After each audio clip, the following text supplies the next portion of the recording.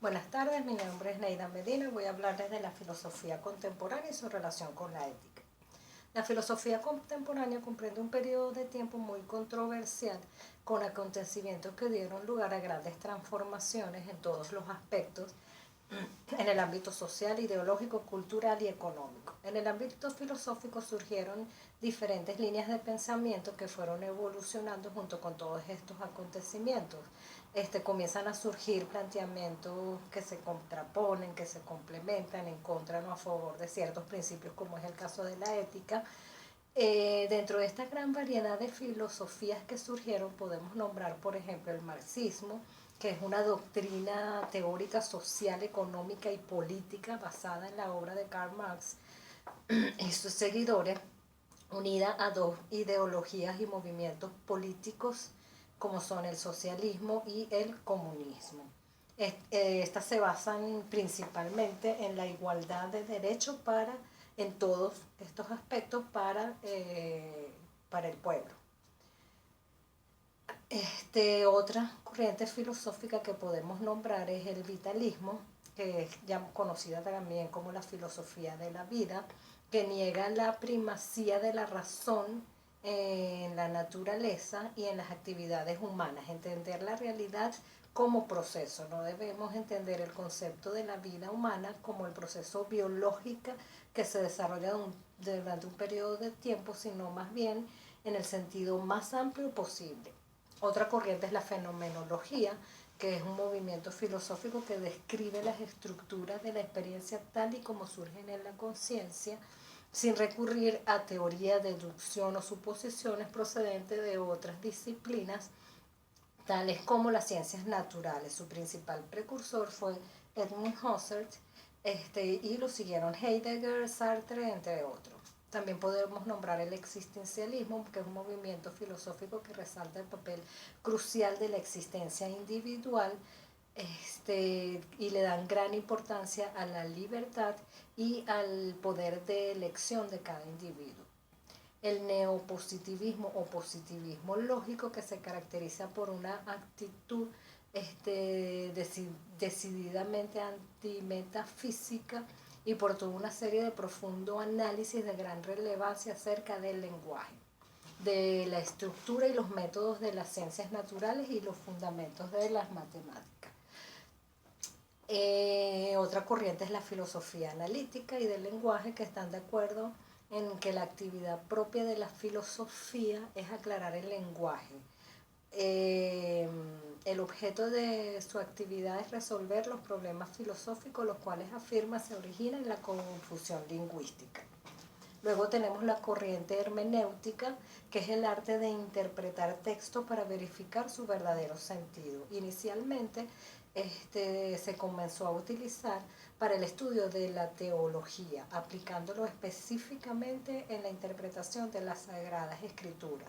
Pero luego esto se fue ampliando hasta abarcar las teorías filosóficas del significado y la comprensión, así como las teorías literarias de la interpretación textual.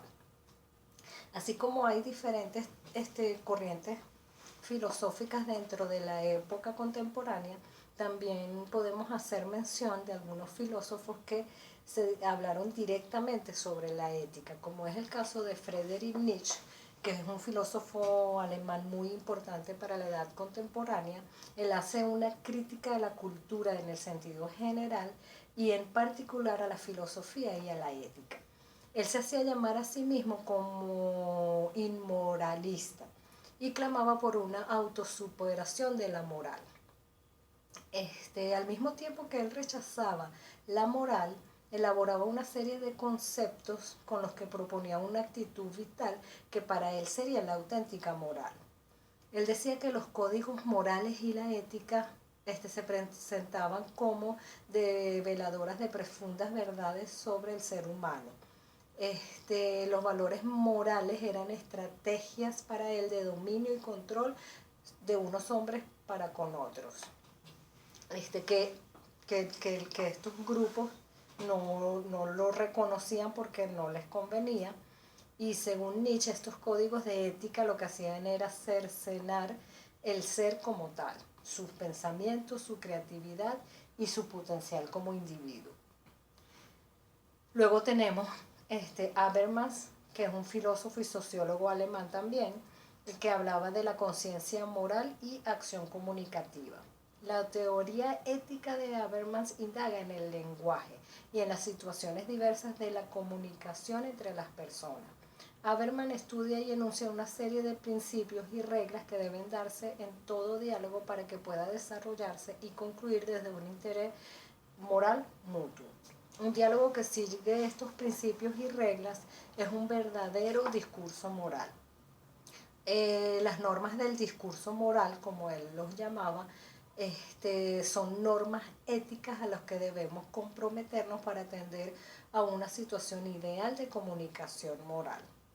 Él pensaba que estas condiciones ideales eran importantísimas para construir nuevas sociedades democráticas y plurales desde una fundamentación moralista sólida. Entonces así podemos ver las diferentes posturas durante la época contemporánea en relación a la ética.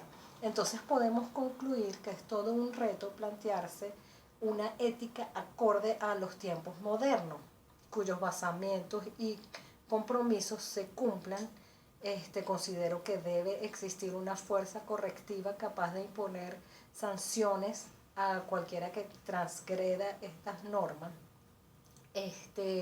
Pienso que la razón de ser de la crítica hacia la ética y la moral se debe a que históricamente se venía antes de la época contemporánea con una fuerte represión social, política, con muchas diferencias jerárquicas, y ciertamente fueron creados y fueron utilizados los conceptos y principios de ética y moral como control sobre comunidades, ¿no? Como control y, y, y para ejercer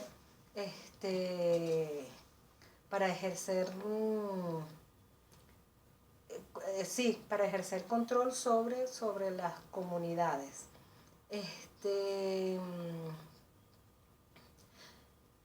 La ética vista desde la época contemporánea debe buscar la reconciliación y entenderse como un sistema conceptual para juzgar situaciones y guiar decisiones libres en contextos complejos, variables e inciertos, con la responsabilidad concreta de contribuir a poner los fundamentos éticos de acuerdo a las diferentes corrientes.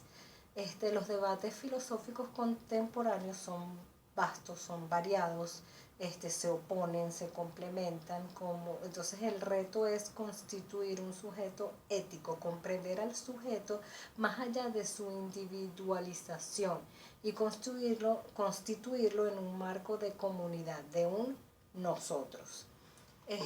Nos concierne, esto es algo que nos concierne a todos, que de alguna manera nos inquieta en nuestra actividad como seres humanos y profesional. Es importante seguir estas normas de acuerdo a mi criterio, y tener una actitud crítica, creativa y con posibilidad de escoger diferentes alternativas. Considero que en la medida en que el ser humano amplíe su conciencia, puede ser creativo, puedes tener libertad de elección, siempre y cuando haya la conciencia del respeto para con el otro. Y en la medida en que esta conciencia se haga cada vez mayor, pues menos es necesario la formulación de todos estos códigos de ética y moral, porque ya van a estar de alguna manera instaurados en el ser humano. Esto es todo, muchas gracias.